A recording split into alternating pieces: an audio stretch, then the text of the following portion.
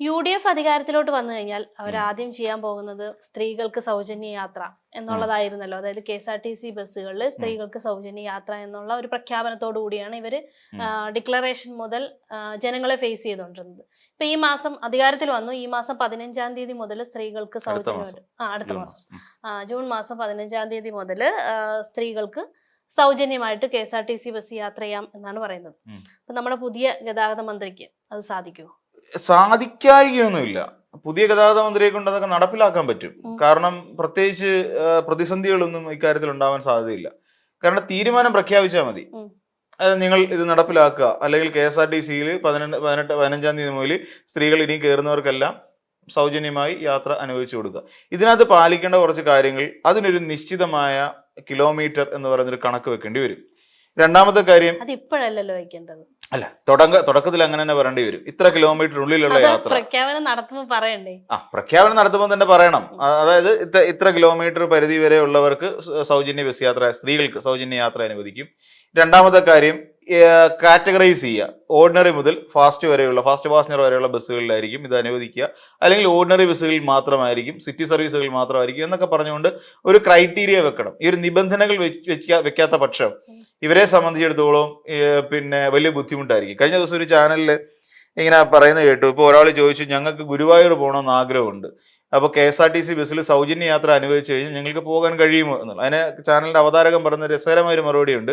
നിങ്ങൾ തിരുവനന്തപുരത്ത് നിന്ന് ഗുരുവായൂർക്ക് പോകാനാണ് നിങ്ങൾ ഉദ്ദേശിക്കുന്നത്, തിരുവനന്തപുരത്ത് നിന്ന് ആദ്യത്തെ ഒരു ലോക്കൽ ബസ്സിൽ കയറിയിട്ട് കഴക്കൂട്ടത്ത് ഇറങ്ങുക. കഴക്കൂട്ടത്ത് നിന്ന് അടുത്ത് ലോക്കൽ ബസ്സിൽ കയറിയതിന് ശേഷം അടുത്ത ആറ്റിങ്ങിൽ ഇറങ്ങുക.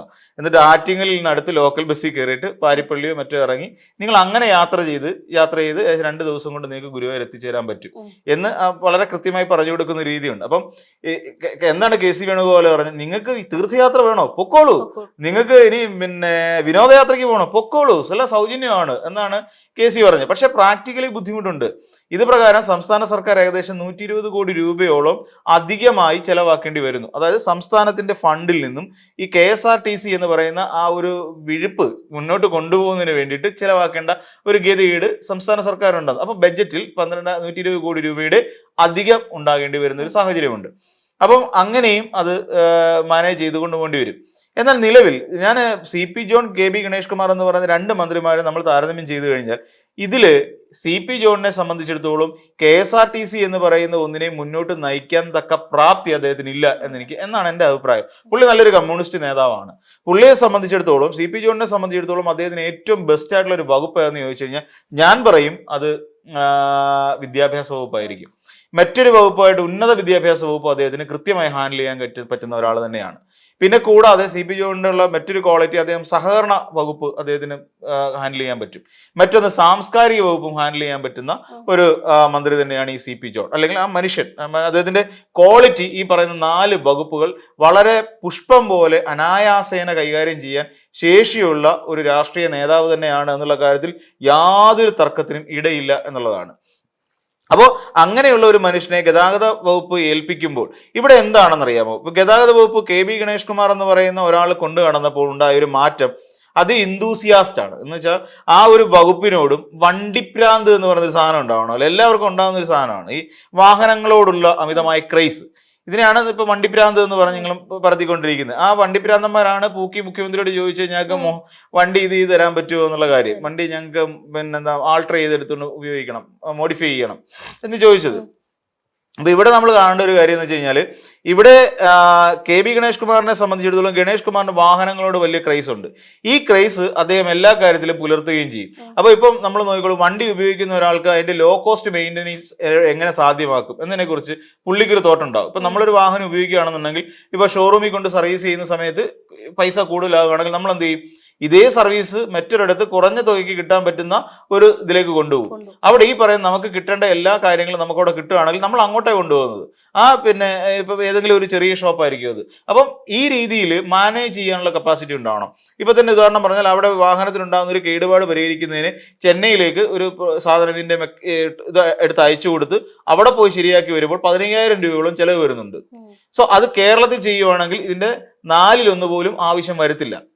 അപ്പൊ എന്ത് ചെയ്യാം, സ്വാഭാവികമായും അതിന്റെ ടെക്നോളജി കേരളത്തിൽ ഉണ്ടാക്കണം. അതെന്ത് ചെയ്തു, പിന്നെ അവിടുത്തെ പോളിടെക്നിക്കുമായിട്ട് എഞ്ചിനീയറിംഗ് കോളേജായിട്ട് സംസാരിച്ചിട്ട് അവിടെ ഈ സാങ്കേതികത ഡെവലപ്പ് ചെയ്യുന്നതിനെ കുറിച്ചിട്ട് ഗണേഷ് കുമാർ സംസാരിച്ചു. അപ്പൊ എന്ത് സംഭവിച്ചു, ചെന്നൈ പോയി സർവീസ് ചെയ്ത് തിരിച്ചു വരാനുള്ള കാലതാമസം അവിടെ നമ്മൾ കൊടുക്കേണ്ടി വരുന്ന 15,000 രൂപ. ഇത്രയും അവിടെ ഷോർട്ട് ടേൺ ചെയ്യാൻ പറ്റി എന്നുള്ളതാണ് അതിലൂടെ അദ്ദേഹം കണ്ടെത്തിയൊരു കാര്യം.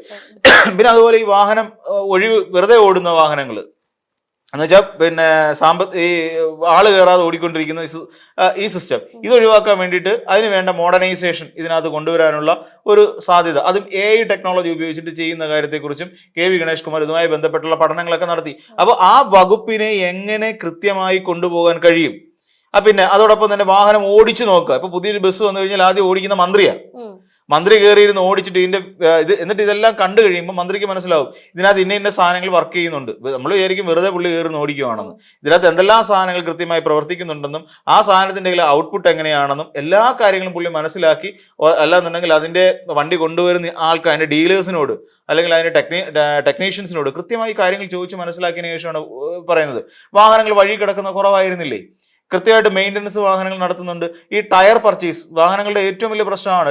ലോങ് റൂട്ടൊക്കെ ഓടുന്ന വാഹനങ്ങൾ ടയർ പർച്ചേസ് ചെയ്യുക. ആ ടയർ പർച്ചേസ് ചെയ്യുന്നതിന് പിന്നെ അവരൊരു പുതിയൊരു മാൻഡേറ്റ് കൊണ്ടുവന്നു. അപ്പൊ ഇതൊക്കെ സത്യം പറഞ്ഞു കഴിഞ്ഞാൽ ഒരു വാഹനം പിന്നെ കൊണ്ടു നടക്കുകയും അല്ലെങ്കിൽ ആ ഡിപ്പാർട്ട്മെന്റ് ഹാൻഡിൽ ചെയ്യാൻ എഫിഷ്യന്റ് ആയിട്ടുള്ള ഒരാൾ തന്നെ വേണമെന്നുള്ളതിന്റെ തെളിവുകളാണ്. ഇവിടെ നേരെ മറിച്ചാകുമ്പോൾ മന്ത്രിക്കാണ് എല്ലാ കാര്യങ്ങളെ കുറിച്ചും അറിവുള്ള ഒരാൾ. ഇവിടെ KSRTCയെ സംബന്ധിച്ചിടത്തോളം ഇതിനു മുൻപ് ഒരു വിഷയം ഉണ്ടായി. KSRTC ബസ്സുകളുടെ എല്ലാ പെയിന്റ്, സൂപ്പർ ഫാസ്റ്റിന്റെയും ഫാസ്റ്റ് പാസഞ്ചർ ബസ്സിന്റെയൊക്കെ പെയിന്റ് മങ്ങുകയാണ്. പെയിന്റ് മങ്ങി പോകുന്നു. അപ്പം പെയിന്റ് ചെയ്തിറക്കുന്ന വാഹനം വളരെ വേഗം പെയിന്റ് മങ്ങുന്നൊരു സ്ഥിതിവിശേഷം ഉണ്ടായി. അപ്പം അന്വേഷിച്ചപ്പോഴാണ് എന്ത് ചെയ്തു, വില കുറഞ്ഞ പെയിന്റ് മേടിച്ചിട്ടാണ് പൂശുന്നത്. അപ്പൊ പെയിന്റിന്റെ എന്നിട്ട് വില കൂടിയ പെയിന്റ്, അപ്പൊ വാഹനത്തിന് ഉപയോഗിക്കുന്ന ഒരു സ്റ്റാൻഡേർഡ് മെഷർമെന്റ് ഉണ്ടല്ലോ, അതിൽ നിന്ന് താഴെ ലോ ക്വാളിറ്റി പെയിന്റുകൾ മേടിച്ച് ഉപയോഗിക്കുക. ഇതെന്ത് ചെയ്യും, വെയിലത്തും മഴയത്തും പോകേണ്ട വാഹനമല്ലേ, പെരക്കത്തിട്ടേക്കുന്ന സാധനമല്ലല്ലോ. ഇത് കഴിയുമ്പോൾ ഇത് ഫെയ്ഡായി പോവുകയും ചെയ്യും. അപ്പൊ ഇതിന്റെ പേരിൽ ഒരു വലിയ അഴിമതി നടന്നിട്ടുള്ള ഒരു വകുപ്പാണ് KSRTC. അപ്പൊ ഉദ്യോഗസ്ഥ ദുഷ്പ്രഭുത്വം എന്ന് പറയുന്ന ഒരു സാധനം KSRTCയെ സംബന്ധിച്ചിടത്തോളം കാര്യമായ തോതിൽ ഗ്രസിച്ചിരിക്കുന്ന ഒരു സംഭവം വകുപ്പ് കൂടിയാണ്. അവിടെ കാര്യങ്ങൾ കൃത്യമായി അറിയാവുന്ന ഒരാളല്ല മന്ത്രിയെങ്കിൽ ഈ വകുപ്പിനെ ഉദ്യോഗസ്ഥർ വിഴുങ്ങും. അങ്ങനെയാണ് കാലാകാലങ്ങളായി സംഭവിച്ചുകൊണ്ടിരിക്കുന്നത്. ആര്യാടൻ മുഹമ്മദ് എന്ന് പറയുന്ന മന്ത്രിക്ക് ഇത് സ്വാഭാവിക മരണത്തിലേക്ക് പോയിക്കൊണ്ടിരിക്കുന്ന ഒരു ഡിപ്പാർട്ട്മെന്റ് ആണ് എന്ന് വിധി എഴുതേണ്ട ഗതികേടും വന്നത്. എന്നാൽ ഇതിനെല്ലാം മാറിയതിനു ശേഷം ഈ വാഹനങ്ങൾ എങ്ങനെ മോഡേണൈസ് ചെയ്യുക. KSRTC പണ്ട് ഓടിക്കൊണ്ടിരുന്ന ഒരു അവസ്ഥയിലല്ല ഇന്ന് ഓടിക്കൊണ്ടിരിക്കുന്നത്. മറ്റ് സ്വകാര്യ ബസ്സുകളോട് കിടപിടിക്കാൻ പറ്റുന്ന തരത്തിലുള്ള ബോഡി വർക്കോട് കൂടി വരുന്ന, സീറ്റിംഗ് കപ്പാസിറ്റിയോട് കൂടി വരുന്ന, എല്ലാ ഒരു സീറ്റിംഗ് കംഫർട്ടബിലിറ്റിയോട് കൂടി വരുന്ന വാഹനങ്ങൾ തന്നെയാണ്. അപ്പോൾ അത്തരത്തിലുള്ള വാഹനങ്ങൾ KSRTCയിൽ വന്നതിന്റെ പ്രധാനപ്പെട്ട കാരണക്കാരൻ ഈ ഒരു മന്ത്രി തന്നെയാണ്.